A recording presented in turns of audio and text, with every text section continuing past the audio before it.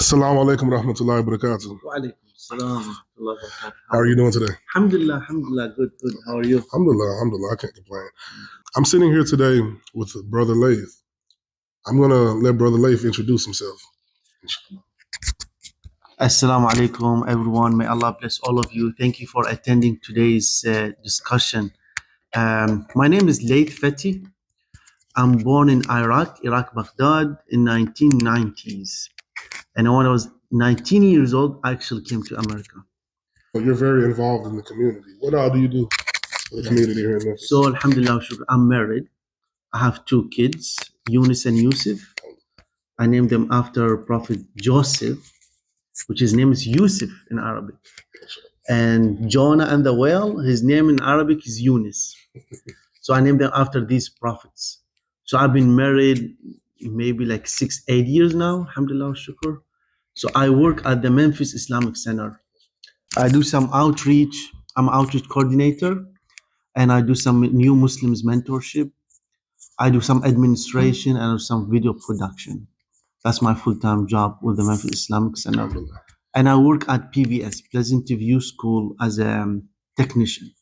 I help them with their technology and their laptops and stuff. Alhamdulillah. You're always very busy, mashallah. Every time I see you, you're always, back and forth, mashallah. Yeah. But I want to thank you for everything you do for the community, brother. I have a few questions for you. I'm just interviewing Muslims, and it's been very beneficial for me as well. But it's been for dawah purposes, because people see us. They see us all day long, whether we have hijabs, kufis, turbans on or whatnot, big beards. But people rarely get a chance to hear Muslims. Yeah. So, Rasulullah sallallahu alaihi wasallam said to convey from him, even if it's just one verse. So I feel that our voices are very important, and my mission is to try to make sure that our voices are heard. So question number one, Hakeem. Let's go. Question number one. At what point in your life did you really start to get serious about Islam? So it's typical from us. I'm born Muslim. But when I came to America, I kind of left my religion back home. And I started trying to live the American lifestyle. So I had nothing to do with the religion except Friday prayer. That's it. I wasn't praying 5 times a day. I was doing nothing. And it is only until Christian missionaries, they actually tried to convert me. Really? Yeah. Wow. How was it? So they have I forgot their name, where they take some students in the University of Memphis and they take them to Mexico. And they go and do some events. Missionary trip. So I was like, I want to go. So I went with them. We went. There was teaching songs and dancing and yoga and exercise, English, and they were teaching about their religion. So I was with them. I was the second only Muslims in the group. We had 500 people, and only 2 Muslims, one elderly and me. So we both felt we don't belong here. Out of place. Out of place. So alhamdulillah, I enjoyed it. And on the way back, they was actually sitting with me to convert. Wow. There was what you think, whatever. And then I was becoming defensive. And then I was that's piqued my interest. And that's when I actually start reading the Bible and reading the Quran, trying to make my decision. Alhamdulillah. So from that, I fell in love with Islam, and that's actually become my passion in life. So I've been studying Islamic studies for the last maybe 8 years. Alhamdulillah. I've been studying, trying to get my bachelor's part-time, and I'm trying to get my master's now. Inshallah, I have maybe 3-4 classes to graduate with my master's. So now I found my passion, which is studying actually Islam and studying other religions.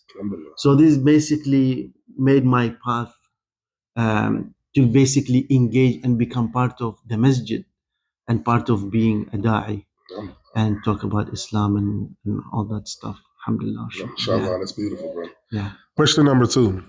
What does Islam mean to you? That's a very hard question, because how can a person define Islam? So it's a very personal one, because you're not asking a general question. What does it mean to me? Different So I'm not gonna find the answer in a textbook. Yeah. So you diving in, subhanallah. Just a little personal. Yeah. That's what for me is light. Yeah. Light. You know, when I was lost, Allah subhanahu wa ta'ala guided me. And it's light. It's light. It's life. It's guidance. It's truth. Yeah. So for me, I like to think it's everything.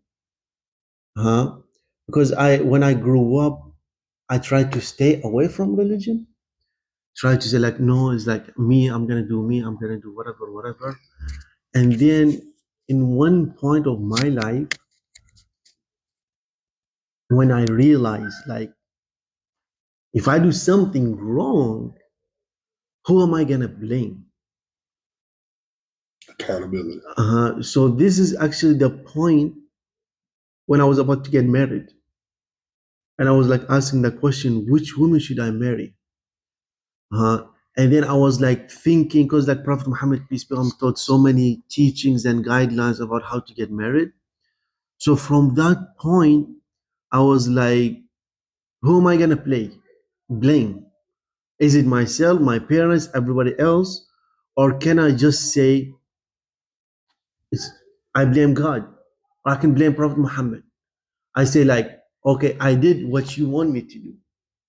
I'm trying to follow your teaching, your guidelines. So that type of like, that's why I was like, I view it as like really everything in my life, because I'm trying to live everything according to this teaching. So it is how I live. It is my religion, my belief system in what I believe in. It is how I view life. Like, why are we here? How am I supposed to interact? What is my mission? What is my purpose in life? It is how I work, what type of work I do. So like, it's become that's what you can say, like controlling agency, or like a freedom agency. Whereas I still have my own desires, my own things that I want to do, but I don't feel like I'm lost. Like I don't know what to do. I can always go back and say like, okay, how does God want me to do this? How does my religion want me to do this? So it's like a grounding force. Like whenever like maybe I fall back or fall forward or whatever that thing happened in my life, I always have something that I'm grounded on, that I don't get pulled in different ideas and practices and so on and on. Instruction manual. It's I don't know how to put it in words, but you get the idea. Exactly. It's not like just what you believe in, like you can keep it at home and whatever, but it's like how Sheikh Yasser Fazga always says. He says what you believe in, if it doesn't change how you behave, doesn't have an impact on how you act, and what you believe in is not important. What you believe in is not important. I quote that all the time. Yeah. So that's the idea. So it's not just a belief system. It's like the concept and principles and guidelines and things that I try to live by. It's truly a way of life. Yeah. Even just religion, that's a small term. It's truly a way of life. Yeah. So like, it's kind of like freeing me from all this nonsense happening around. Like I'm not being dragged into things and trying to question what's, for me, it's a common sense. Like I don't need to dive into such a questions, but for me, just this is what I believe, and I don't care what other people like trying to justify and whatever. Exactly. Yeah. So it's really, I don't know if I even answered the question. You did amazing. I can't lie. That was amazing. Yeah.